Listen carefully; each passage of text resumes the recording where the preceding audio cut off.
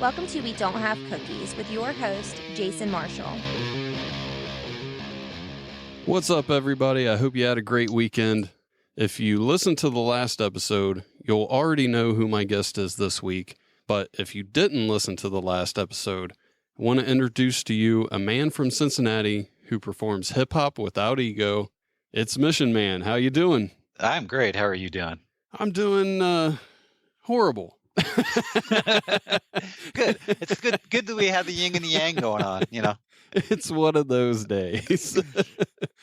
Yeah, my niece spent the night, and we just got this place carpeted. It looks really good. And for whatever reason, when my oldest daughter left, she snuck in her room and started going through her makeup and spilled it on the floor and didn't tell anybody, just kind of smeared it into the carpet. She wanted tie-dye carpeting. What can I say?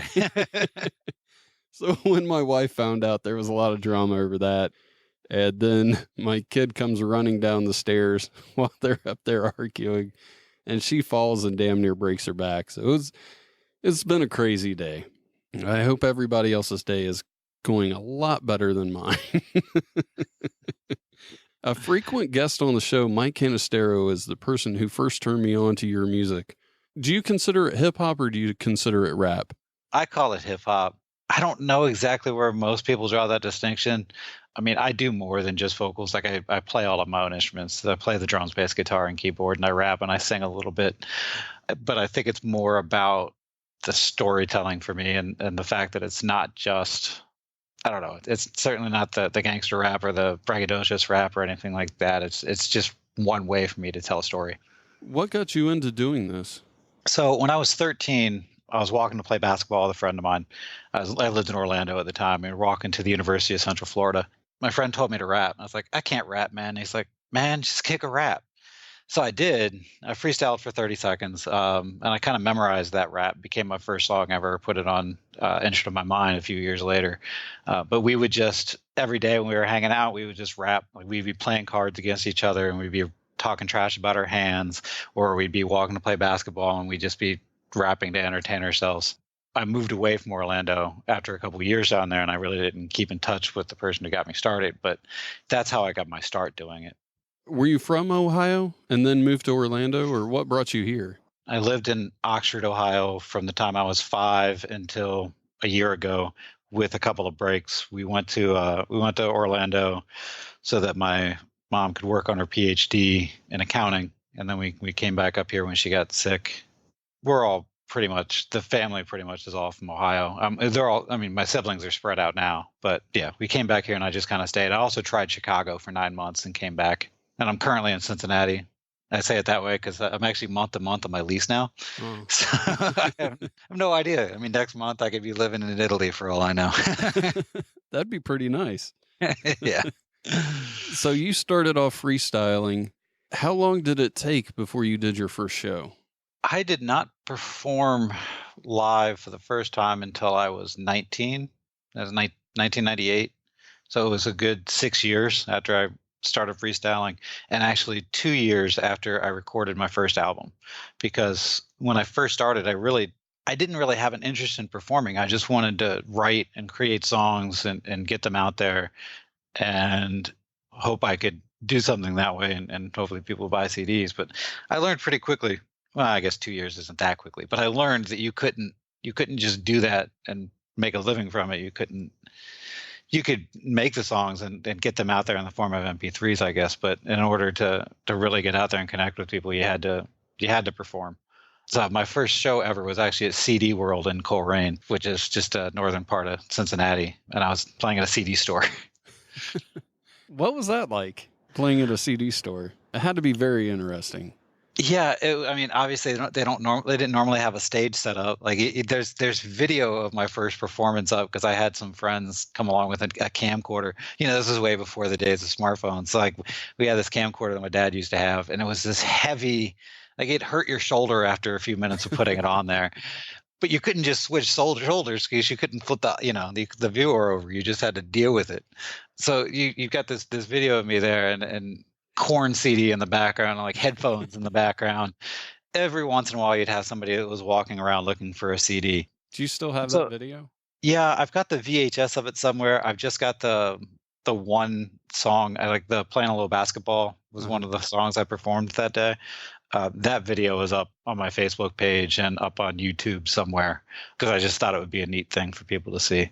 Now, just to set the scene for people who are younger and don't remember what those kind of stores were like, there wasn't a lot of room to move around. About 2 or 3 people could walk down an aisle, and that's about it. Yeah. So what was the staging like as far as where you performed and things like that? Because it's really hard for me to picture. When you first walk in the door, there was a section on the left that I guess I'm trying to visualize it from the video. It kind of had accessories, if you will, like things like headphones, and I think they might have sold guitar picks or something in that corner. So there was enough space that I would say there was like a 6 foot by 3 foot area that I could walk back and forth in. I mean, my setup was really simple at the time. It was just a keyboard and me with my vocals. So in the video, you can see me basically walking back and forth the length of my keyboard. Did you approach them or did they approach you about performing there? It was so long ago.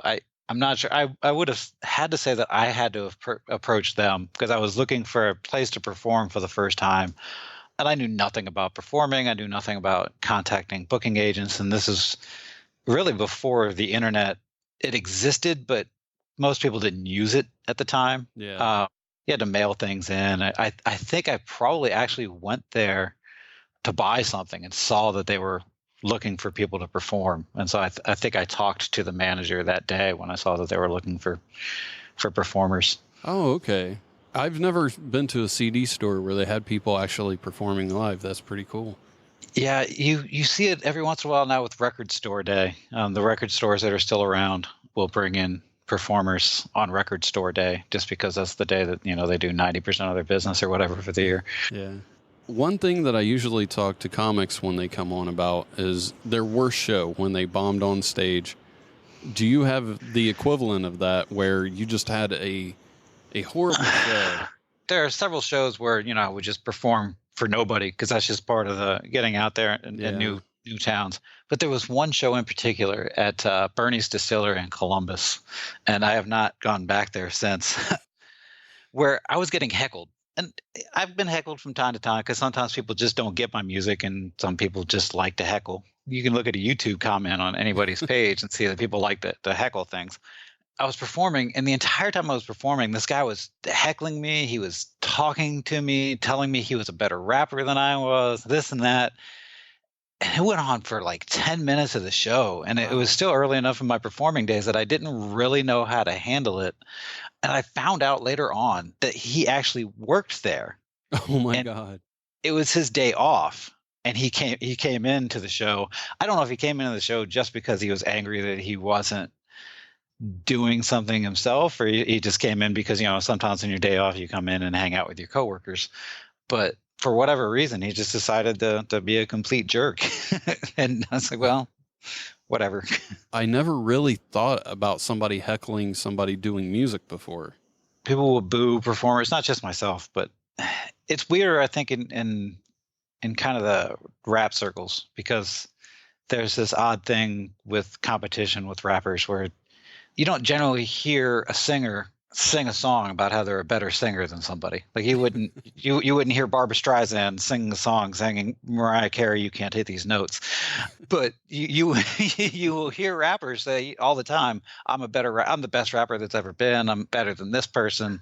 There's all sorts of beef within rappers. Sometimes I think it's just a publicity stunt, and sometimes I think they just feel like doing those things. But sorry, I lost my train of thought. Your question of how I handle those things, generally I just laugh.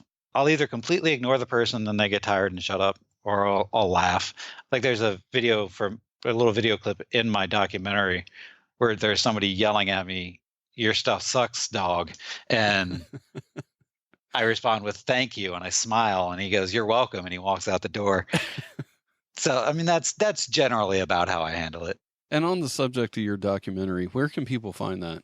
If you go to missionman.net, it's embedded there. Or you can be a little more complicated and look on Vimeo or YouTube and look for Mission Man, Do What You Love. On YouTube, it's 3 different parts because the director who directed the video, he was still relatively new to YouTube, so they forced him to do the shorter versions. Gotcha. Because it was a half-hour video, and he couldn't upload the entire thing, so it's uploaded in 3 parts. Okay. But on Vimeo, it's the entire 30-minute thing at once. So that's the one that's embedded on missionman.net. I really wanted to have you on the next stand-up show that we're doing in Springfield, just because I wanted to watch you transform from Mission Man to Intermission Man.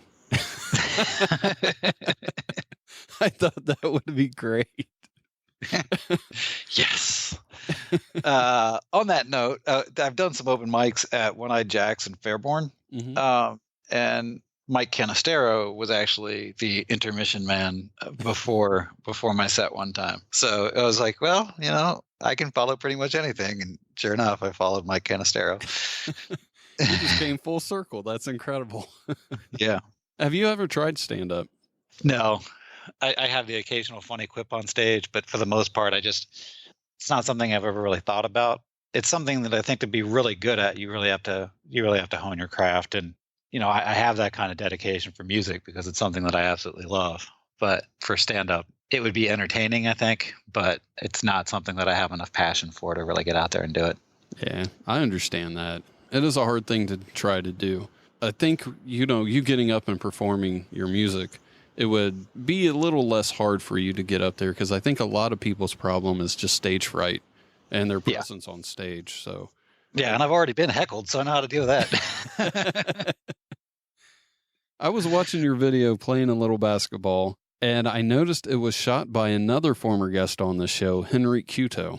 Yes. For everybody listening, I'll have that video on the website for you to check out.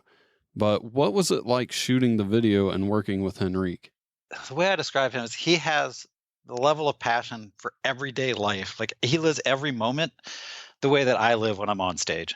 Because when I'm off stage, for the most part, like I'm just chill. I'll watch Netflix. I drive for Uber for a living, so like I have conversations with people all the time. But I'm sitting down driving. Like I'm a pretty relaxed person.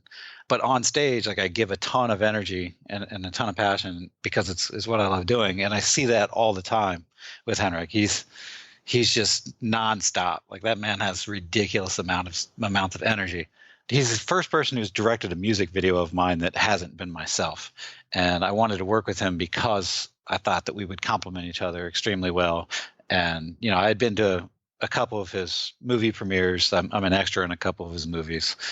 So, yeah, it was great working with him because we had a good balance of, I had a general vision for the video, but he's the one who really made everything come together. I think that video is amazing, and I give I give pretty much all the credit for that to Henrik. Yeah, he did really good in that. It was cast really well, too, I thought.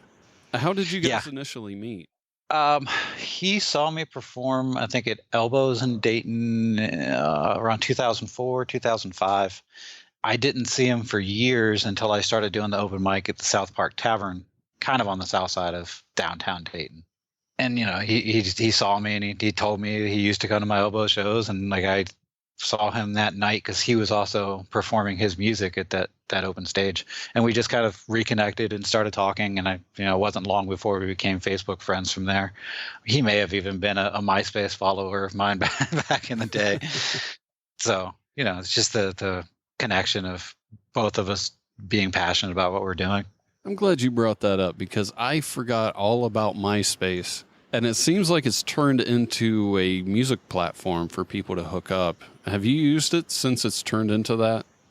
I'm still technically on there, and I logged in one day, and I was like, well, I don't really know what to do. Like I sent a message to my existing fans saying, hey, you can follow me on Facebook and Instagram now.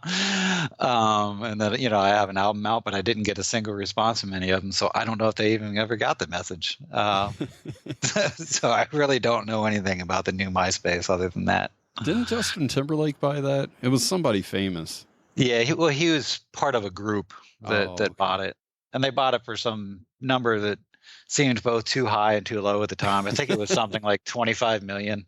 Where you're like, well, in MySpace's heyday, that would have been way cheap. And now it's like, well, I think he just wasted $25 million. Yeah, it looks like if anybody could bring MySpace back, it's the guy who sings a song about bringing sexy back. Yeah, bringing MySpace back. don't want to put you on the spot, but could you do a little rap? Yeah. Is there any particular one you wanted? Just whichever you think comes out first. Sure. I can actually do this in story form too, because I was at PAX East, which is kind of a comic book / video game convention that they hold. I think I'm pretty certain it was in Boston, but they also bring in musicians. They had MC Frontalot and Mega Ran and some other people that would be known for nerdcore, which you could definitely put some of my music in that category. Like we were talking about getting music into video games. And then he asked me if I would do a quick a cappella performance. And so I did the last verse of Do What You Love, which goes like this. Doing what you love may seem out of reach, as dreams are not teach. In the rhetoric of lesson plans, that's all we need to lend a hand. If you love to sing, just do your thing. Step up, grab the mic, forget about the stage fright and the strange lights. If you sing because you love it, then the audience will know when it's obvious you grow. You take deep breaths and you make each step just a little bit smaller than the one before until you can step up and knock out on the door. Get your foot in as soon as the door opens. Don't waste moments, hope it never closes. Let them see the love in your eyes and then know you're not a lie. Just do your thing because it is no try. No matter what you love, just go out and do it. Don't let other people screw with your plans and your dreams. Your hands as they seem like they're losing the strength to hang on. Just do what you love and they'll always stay strong. Nice. And at the end of that performance, like everybody actually was cheering in the audience, and Mega Ran jumped off the stage and came down and hugged me. So that's my fun little story from PAX East. Pretty sweet, man. Yeah. We're going to take a break. I'm going to play a song by Epic Rap Battles of History, and we're going to play a segment by Dave Nelson called Fake Advice for New Comics. And while I'm talking about Dave Nelson, I want to thank him for being part of the podcast and for the shout-outs on his podcast. I'd like you guys to go check that out, especially if you're looking to get into the comedy world. He does a great show with advice for other comedians. I'll have a link to that in the show notes, and we'll be back.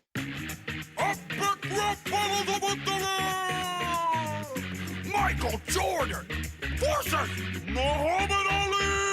Why don't you dodge this battle like you did Vietnam? Cause you got as much chance of beating me as LeBron. I'm a flying machine like the world has never seen. You can fight one man, I can drive through a whole team. I choke a dope with his own jump rope. You'll get smoked when I float. You Kentucky Fried Joe used to float like a butterfly, sting like a bee. Now you double dribble balls that nobody can see. Ooh, here comes Jordan, big tongue wobbling, flying through the air like a big dumb goblin. You're the only bull that's uglier than Rodman. Messing with me is gambling, you got a problem. Your whole basketball career's turned whack when you came back a wizard like Gandalf the Black. You should have kept your ugly sneakers packed up on a shelf. Stick to golf, you can keep the ball to yourself. Ooh, I'm so pretty, my hands are so fast, I whoop your face back to your Hitler mustache. Now your daddy got killed and I feel for your family, but your baseball career, now that was a tragedy. Man, you make me sick, but I'm better with the flute. You should let the Fresh Prince do your rapping for you. I would pass the mic to Pippin, but I'm not done scoring. Stay all up in your grill like my name was George Foreman. I saw you slapping Reggie Miller, boy, what's wrong with you? You fight like the little girls who make your Nike shoes. McDonald's and underpants as corporate backers. You stay at the Ritz cause you sold out to crackers. So Cassius wants to talk about cash and checks. I'll school you through your bug spray, off your Broadway play. Over the Japanese dude sitting on your face, hitting nothing but net. You ain't seen nothing yet, man, you needed a movement cause you're so full of shit. I'm a better athlete and a better MC. Battle me 2 more times, watch me get a 3-peat. Why don't you back up that trash? I leave you like Liston, flat on your ass. You need to bounce back to North Carolina, kid, cause your rapping sucks more than Space Jam did. Who won? Who's next? You decide.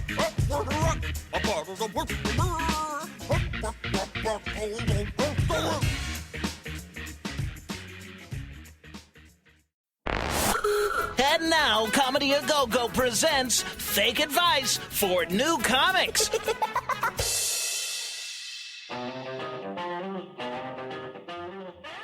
The best way to offer new tags and punchlines at an open mic is to shout them out when someone is on stage, performing. Do you have an impression request for Marco Fuji or just want to contact the show? Send an email to jason@wedon'thavecookies.com. You can also call 929-266-9342 and leave a voicemail. Both the email and the voicemail info will be in the show notes. I have a question from my last guest. Well, actually, this is the part of the show where I ask a question from my last guest. My last guest didn't get me a question in time. So if you want to know who didn't get me a question in time, listen to the last episode. and you'll know. I think it would be rude if I told everybody it was Mama Kate.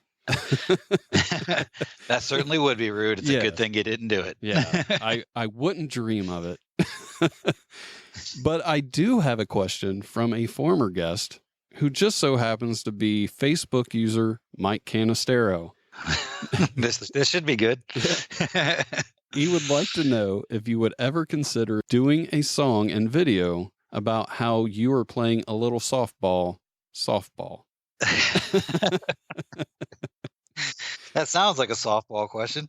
I have never actually played softball, but I would imagine that it's something that I probably could do. If he's serious about that, he could probably contact me and we could figure out a way to play a little softball. Last year during the March Madness tournament, I make a little fun of myself saying I'm watching a little basketball. And I was typing the status on Facebook, and there was a user that was responding to me with his own freestyle. It was like 2 lines at a time. I don't remember if I actually recorded those lyrics or if I just freestyled my own, but you've still got that same kind of theme going on. I was going to ask if we could play basketball and not remix the playing a little basketball song, remix the video. I love the video that Henrik did. I just think it would be funny to, instead of remixing a song, which everybody does, remix a video, which nobody ever does. I just thought it would be really odd. Here's just a lesser version. I hope you enjoy it. And a lesser version? Yeah, I think I could pull off a lesser version. Yeah. Speaking of remixing songs, though, I actually do have an album that'll be coming out in October, hopefully. It's supposed to come out in October for the official 25-year anniversary when I started rapping, because I started rapping in October of '92. It's going to be called Remix, and it is a album of remixes done entirely by fans.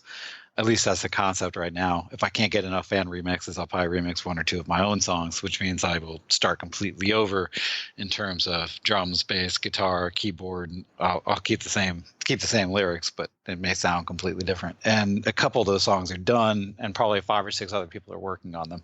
But if somebody does want to work on a song that's not being worked on, they can send me a message at facebook.com/missionman or email me at missionman@missionman.net and tell me which song they want to remix, and I'd be okay with that. That's a really cool concept. I like that. Yeah, I try to do things that get fans involved. I mean, a few years ago, I made a Mission Man video game using entirely animated GIFs and HTML. But people would send me pictures of themselves that I would then use within the video game. So they were characters within the game. It's not really playable from mobile. You have to get on your desktop to play it. And it looks like an old 16-bit RPG based heavily on Phantasy Star, if you ever played those old games. I probably have a dozen or so fan characters that are in the game. That was a lot of fun to do. And I never finished it. It just kind of stopped. That sounds pretty neat, though. I had a question, but Mike kind of stole my thunder. I was going to see if you could do a remix of Playing a Little Basketball called Playing a Little Podcast.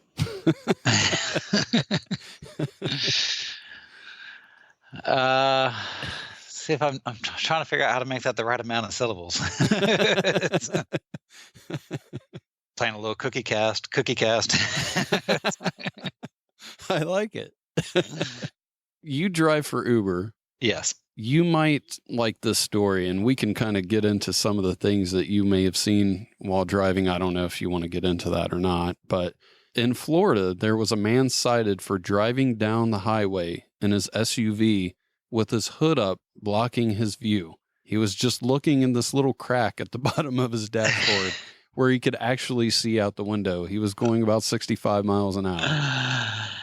Yeah. Was that just a regular person, or was that actually an Uber driver? That was just a regular guy, and he said his hood has been like that for a couple of weeks, and he was just trying to get by till he got the money to fix it. Oh, man. Even in Florida, they should be able to, just tie a rope down or something. Yeah, that's what I thought. Does actually remind me of Love Lines. I don't know if you ever listened or watched Love Lines, Adam Carolla and Dr. Drew. Yeah, but they had a game. They had a game called Germany or Florida, where they talk about some headline. And then you'd have to decide if it happened in Germany or Florida, because they decided that every messed up thing in the world happened in either Germany or Florida. So that might not quite messed up enough for to fall under that game, but it is somewhat reminiscent of it. Yeah. Have you seen any crazy stuff when you were driving for Uber? I mean, I picked up a couple of professional athletes. I won't say what team because I don't know what the rules are and that kind of thing. But they were doing a scavenger hunt in Oxford. I was driving in Oxford that day. They were all dressed up in costumes. One of them was dressed up as Happy Gilmore. Another one was Happy Gilmore's caddy. I drove by one that was dressed up as Ted. It was a 6 foot tall teddy bear walking around. They had a list of things they had to do, and one of them was I had picked them up from the Kroger because they had just sung the national anthem inside of the Kroger. And the next thing that they had to do was go through a drive-through and order food, but they had to do it on foot, and they had to videotape themselves doing it. And they asked me where they should go. I was like, well, probably the Arby's because it's the only place in town that's desperate enough for the business. Because every fast food place you go to, so we will not serve walk-up customers for safety reasons. Logic dictates, they might get hit by a car, or they might rob somebody. You kind of need to have that safety there. But sure enough, we drove to the Arby's in Oxford, and I watched them in costume order an apple turnover at the drive-thru and walk up to the window and pay for it. Yeah, that sounds like a good time. How long were you guys riding around doing that? I just did that, and then they asked me to drop them off somewhere where they might be able to find twins. Nice. I don't want to know what their scavenger list had to do with twins. And I was like, well, I could try dropping off at one of the fraternities, or I could take it to the bars. So I dropped them off uptown by the bars. I mentioned this on the last episode, so I kind of feel like I have to do it. I'm sure you're going to destroy me, but I said I would challenge you to a freestyle battle rap. I have never rapped before. Mine will probably be short. When we first started talking, you said your first freestyle was about 30 seconds. And that seemed like quite a long time for your first try. I'm going to let us both off the hook on that one because I don't battle rap anymore. Okay. I haven't battle rapped in years because I find that it's one of those things about hip hop that I don't really get into. Like it's cool to be able to see the skills that they have, but I feel like the kind of destructive nature of talking bad about somebody to their face, it's not something that I really want to be involved in. I think if we were battle rapping, I wouldn't be talking about, you don't have any cookies, how can I possibly eat at your place? But yeah, I just meant a freestyle contest. I didn't really mean trashing each other, but yeah, I know mine would start out, my name is Jason and I'm here to say, and I would probably get lost after that, but I knew that's how it was going to start. So what would a better way to phrase that be? Just a freestyle contest? Yeah, I mean, freestyle competition or freestyle contest would be. Okay. Yeah, it never occurred to me that it would be taken like that. I'm just glad I'm off the hook because I'm not good at rapping. So even though we cleared it up and it's not what I thought it was, I still don't want to do it. But but I thought it would be fun. Yeah. No, I'll let you stay off the hook on that one. Okay. I appreciate that. Let's see. The next thing I was going to get into is a little segment we call This Week's Dumbass of the Year. And for new listeners, what we do is we find a strange story where somebody does something incredibly stupid, and they're this week's Dumbass of the Year. This week, I found a guy in Houston who mistakenly thought that purple kale was flowers and bought some to give to his girlfriend. And he was very sweet, knocks on the window, hands them to her, and she laughed hysterically. And unfortunately for the guy, her mom was home. She came outside and laughed too, and the guy had a really good nature about it. It's all over Twitter, and he's tweeted his response too. It's kind of hard to believe that you could mistake a vegetable for a flower, but that's what happened. Oh, all right. I guess he was in a little bit of a purple haze when he was looking at things. Yeah, you would think so. I just don't know how he can mess that up. Yeah, I don't either. Kudos to you, man, and at least he was trying to do something sweet for his girlfriend. So, got to give it up to him for that. Yeah. To end that portion of the show, I just want to say that this Thursday will be the return of Benny Mac and this month's Dumbass of the Year. We haven't named anybody for, I think it was the last 2 months. So that's going to be really good. Everybody seems to really like Benny Mac. He's a lot of fun to have on the show. Is there anything that you would like to plug before we go? I know you got a show at, was it Blind Bart's in Dayton on June 9th? Blind Bob's. Blind Bob's, that's right. My 3 upcoming performances really are coming up in June. It's June 8th at the Southgate House in Newport, Kentucky, which is a Thursday. June 9th is a Friday. That's at Blind Bob's in the Oregon District in Dayton. And then I'm playing at a house party in Columbus on June 30th. And that's something, if you get on my Facebook page and send me a message, I can tell you where that is. They don't really publicize the address online. Okay. I would really like to make it to the June 9th show. That's my birthday, so I'm not sure if my wife has other plans or not, but if possible, I'm going to come down there. What time did you say it was? The Blind Bob show, there are actually 4 bands. There's A Voice of Your Own, myself, Lackluster from Columbus, and New Moons from Cincinnati.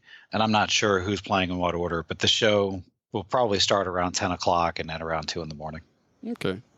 Well, I want to thank you for coming on the show. We had some technical issues prior to the show, and thanks for sticking around to make sure everything worked out. You're welcome. All right, man. I'll talk to you later. All right. And I want to make sure everybody else knows I have an upcoming appearance on Cave Crew Radio. That'll be June 1st at 9 p.m. Eastern.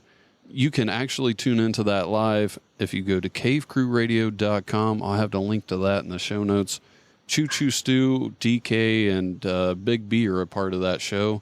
Regular listeners, you'll know Choo Choo Stew from the segment Totally from UK Today.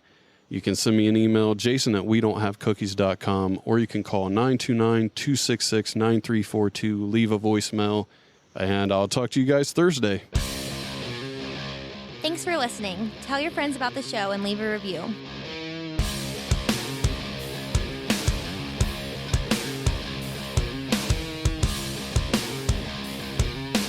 Playing a little cookie cast.